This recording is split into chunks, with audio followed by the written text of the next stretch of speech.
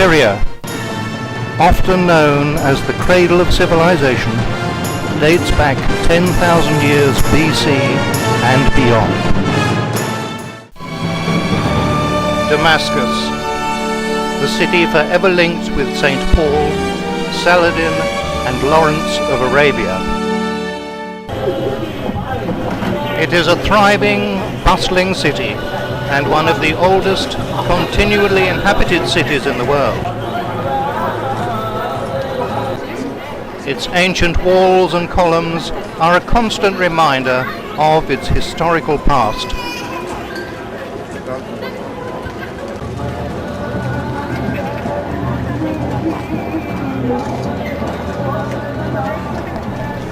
Being a mainly Muslim country, it has its fair share of mosques and minarets.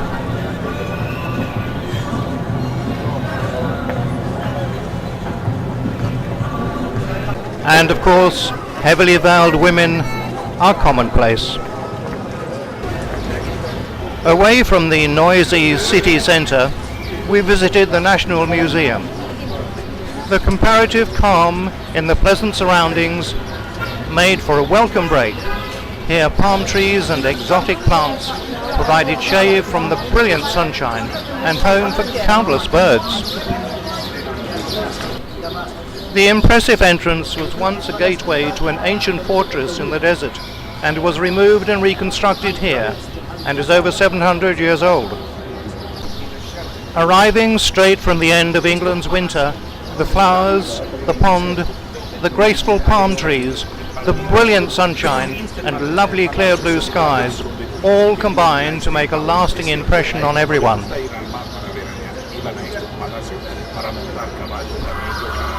Back in the city centre again, by the walls of the ancient citadel, is a statue of the ruler of Damascus and Muslim leader at the time of the Crusades, Saladin, in typical warlike pose.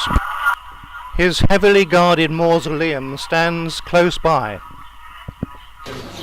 Above his actual tomb is a simple statement in English and Arabic.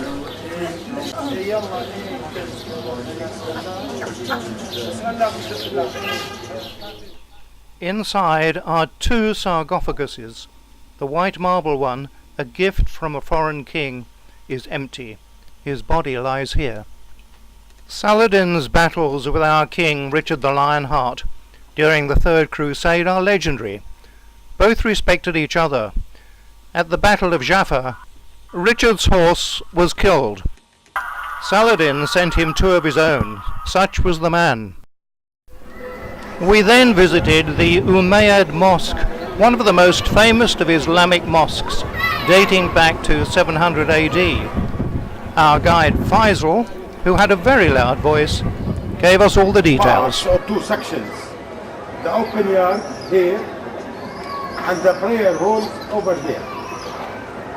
The open yard is or has three domes. The first one is the dome of clocks over there. The second the dome for ablution, and from the area around Damascus, which was Ghouta, or the fruitful trees. No one is allowed to wear shoes in the mosque, so the marble floor is kept beautifully polished by people continually walking over it. The open yard is surrounded with a colonnade portico from the north and east and west. From the south to the minarets, one over with very rich decoration, and over there the... It looks as if there's a few television aerials on the top of this one. In the mosque, all women have to be covered. These not too happy bunnies are part of our tour party. Some of the craftsmanship of the Muslim world of yesterday is really very beautiful. The detail on this tower is quite extraordinary.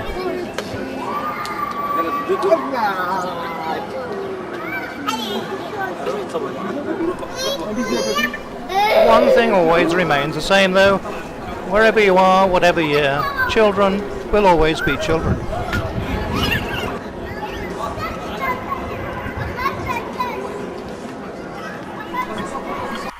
Inside the mosque all was quiet and peaceful.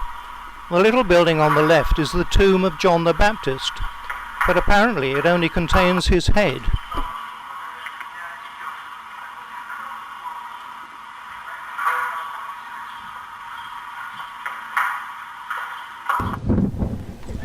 Then it was on to the tranquil surroundings of the Asam Palace, once home to the caliphs and sultans of Damascus in bygone days.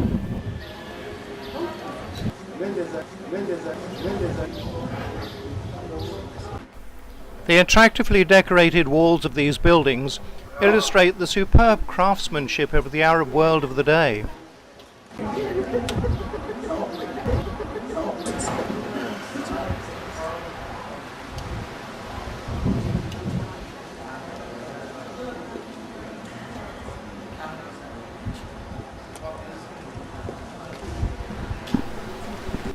One of the rooms was open to visitors and showed how pleasant life was for the rich and powerful.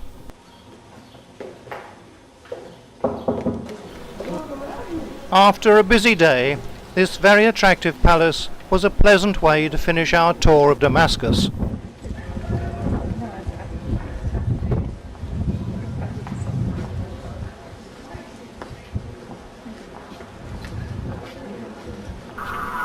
On the way back to our hotel, we saw this remarkable old house, and then called in to watch two men working very quietly, painting tiles and pictures. The next day we were up bright and early, and off by coach, driving through the desert to visit the first of two of Syria's many Roman cities. The Roman Emperor Marcus Julius Philippus was born in Shaba. Becoming emperor in 244 AD, he built a new city here to recreate the grandeur of Rome itself. Only one of its 4 gateways remain, and with the main cobbled streets lined with columns, it must have been a very impressive city, complete with a palace, theatre, baths, and forum, although little remains today. Syria is not a rich country and tourism is relatively new. Hopefully they will spend time and money on making the site more presentable. On our way again, we made our way to Bosra. Bosra is a UNESCO World Heritage Site and dates back to 1500 BC. Alexander the Great conquered the region in 330 BC, and the Romans ruled from 106 AD. This Arab citadel was built around the city as a fortification against the Crusaders in 1150 AD. The citadel and theatre are Bosra's best-known monuments, and the citadel's builders cleverly designed it to wrap around one of the most magnificent Roman ruins that have come down to us today, the Bosra Roman Theatre.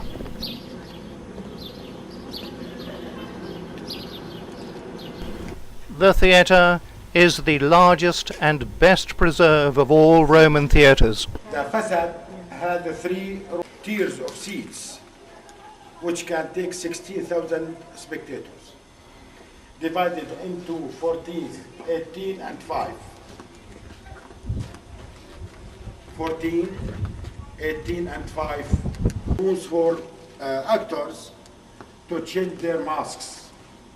And the bust, an actor can play more than one role. The acoustics are extraordinary and a great credit to the designers and craftsmen who built it. Nowadays, visitors come here to the annual Bosra Arts Festival, which attracts performers from around the world, including singers, dancers, musicians, circuses, pop and rock groups, and operatic performances, which must be quite something on a warm summer's evening.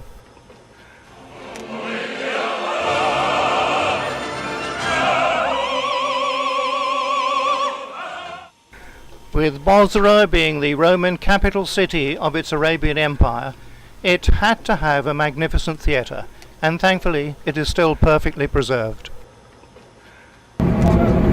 Rejoining our coach, we set off to go back to Damascus.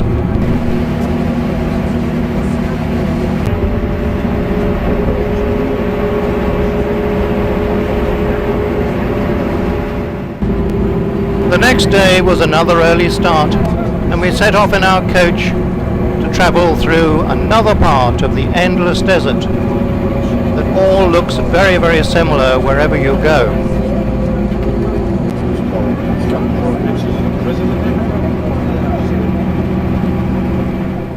We stopped to have a break at Saladin, a town built between rocky outcrops. It has strong Christian links, and the chapel of Our Lady is built on the top, overlooking the town.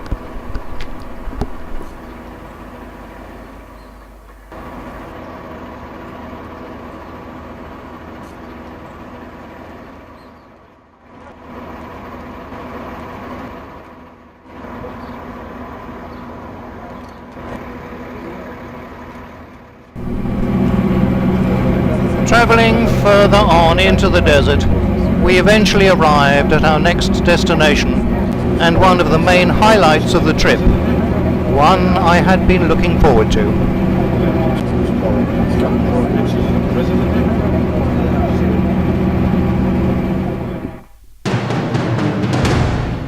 Krac Des Chevaliers, or, as we would call it, the Castle of the Knights. One of the largest and best preserved castles in the world, and is a UNESCO World Heritage Site. This magnificent castle has stood here for 1,000 years. The Crusaders came, built it, and occupied it for 200 years, and was the headquarters of the Knights of St. John. Built on a hill 2,300 feet above sea level, it commands views to the Mediterranean Sea to the west and across miles of desert to the east. Over 4,000 men and 1,000 horses lived here and had enough food and water to survive a siege of up to 6 years. The aqueduct brought fresh water into the castle's reservoirs. Many tried to capture it, even Saladin tried, but gave up his attempt in 1188 AD. On the west side, the steep hillside drops down 1,500 feet.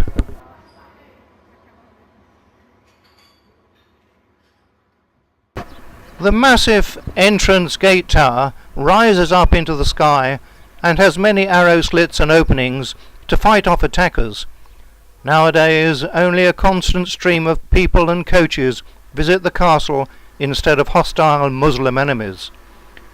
The south side was the most vulnerable and was further protected by a deep moat together with massive sloping walls 100 feet thick at their base. Lawrence of Arabia was captivated by the castle and even tried to climb this wall, not successfully.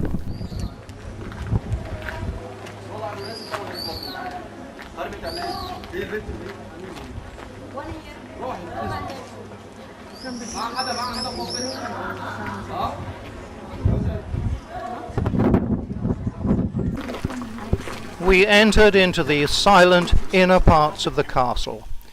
Here were vast storerooms, bakeries, olive presses, wine presses, kitchens, living quarters, stables for the horses, and everything the men would need. It was very quiet, and one felt as if the spirits of those who once lived here were watching us.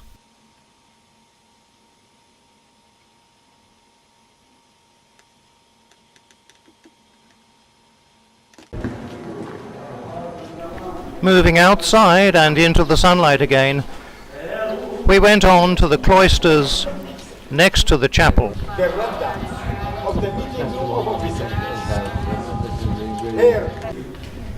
A beautifully vaulted ceiling above looked like a cathedral in miniature.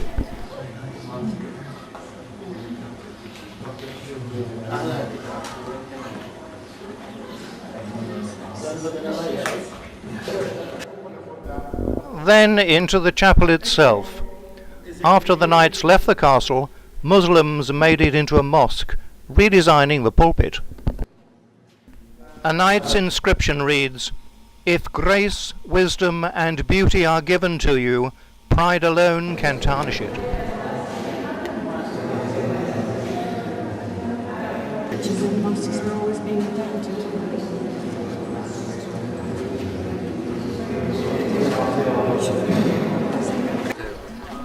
Out in the brilliant sunshine again, Faisal barked out his instructions. You can sit down there. We are coming back from the same way. Yeah. Ladies and gentlemen, you can sit. We began climbing the massive walls towering above us. Faisal waited patiently as the wind whistled around and pointed out the aqueduct that brought water into the castle.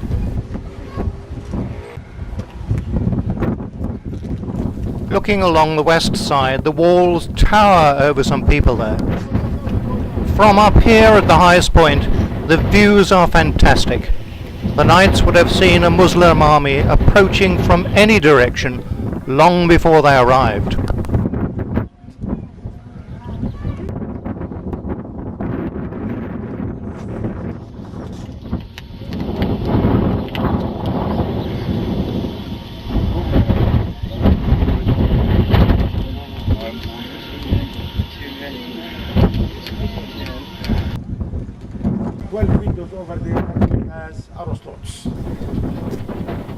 This huge tower at one end of the west wall is of a curious design, being rectangular and not round like the others.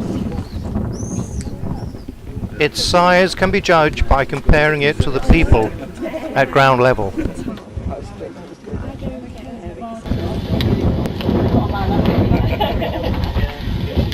I repeat again, it is from the western direction where the... More stunning views, this time looking to the north.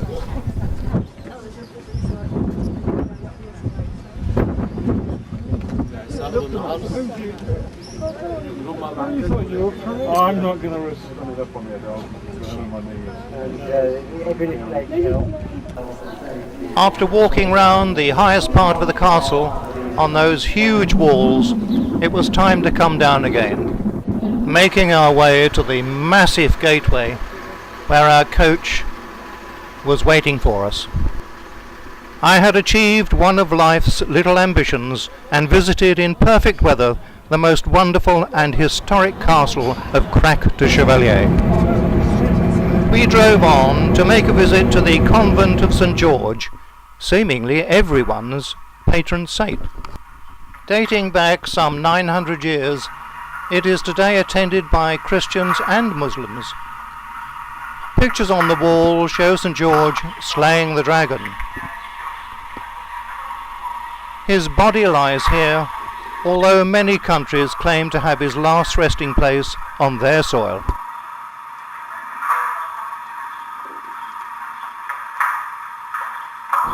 Leaving the chapel, we journeyed on, driving through yet more miles upon mile of sand, until we came to another UNESCO World Heritage Site, Palmyra.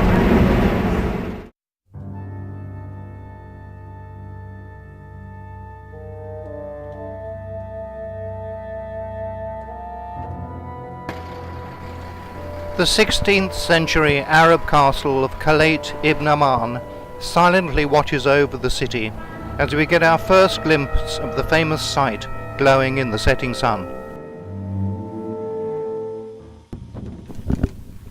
The next morning we looked out across the many palm trees around the large oasis here to the ancient city, which is over 4,000 years old, mentioned in the Bible, and built by King Solomon of Judea. It was located along the caravan silk routes linking the Mediterranean Sea to Persia and India, and became the richest city in the Near East. We first went to the Valley of the Tombs, just outside the city. The Palmyrians built tall monuments over burial tombs, which were below ground and richly decorated inside. As more tourists arrived, we got ready to board our coach. An Arab, meanwhile, tried to sell us a couple of camels. You had to buy both of them, although he did come down to 2 for the price of 1 deal, as no one was interested. And then we made the short trip to Palmyra itself. The city strongly resisted the Romans. Even Mark Antony tried to take it in 41 BC and failed. It did, however, eventually succumb to the might of Rome.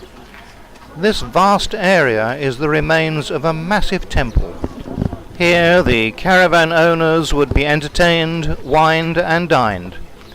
They would of course have handed over money as a tax to stay for a while and rest up. So, 20th century, look how they used to have a tower for defense. They reused that. At the far end is the huge temple of the Baal Shamin, and panning round, the vast expanse of the temple area can be appreciated.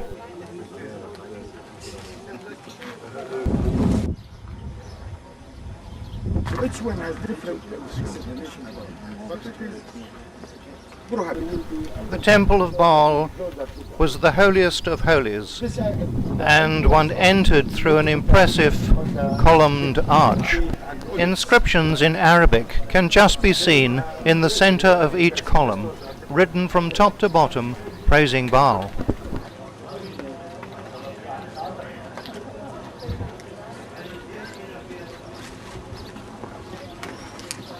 Look at your umbrella.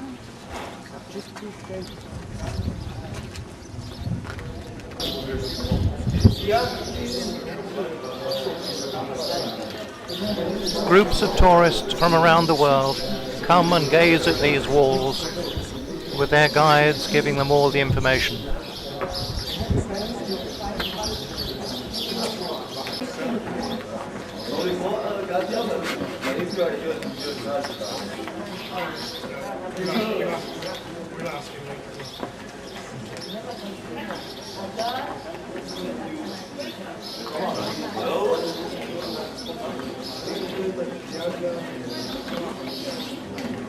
A group of Germans get the spiel. Es kann sein, nur an der Eingang haben sie zugemauert hier. Diese Steine. Leaving the temple, we moved on to view the remains of the rest of the city.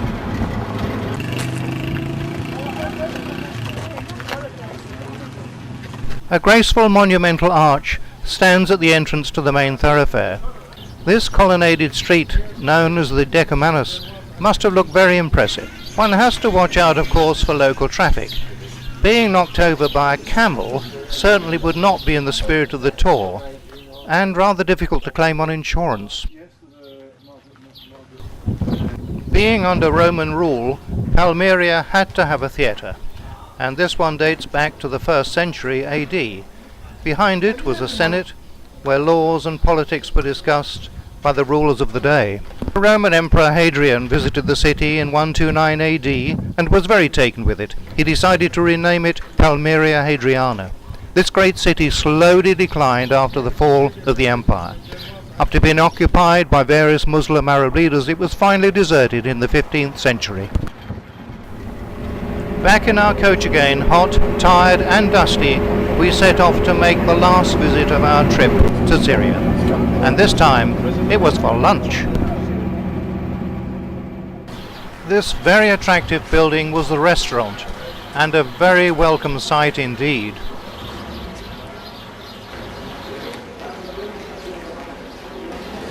One could eat outside in very pleasantly shaded areas and with plenty of waiters, whilst inside there was a rich array of salads and other foodstuffs.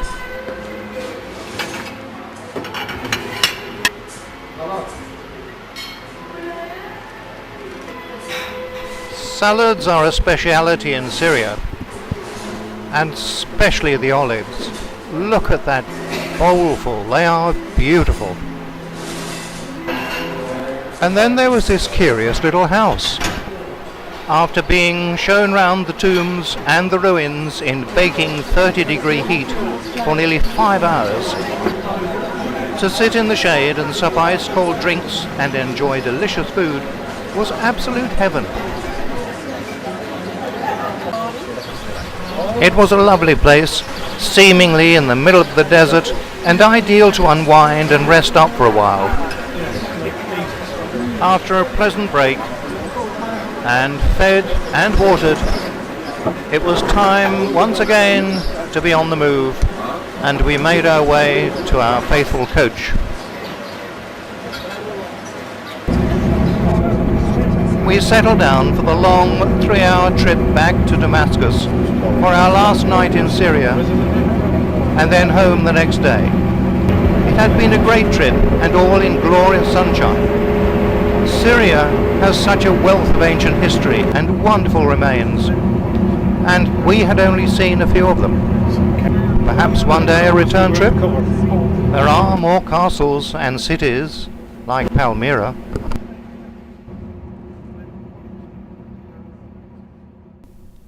Palmyra, over 4,000 years old.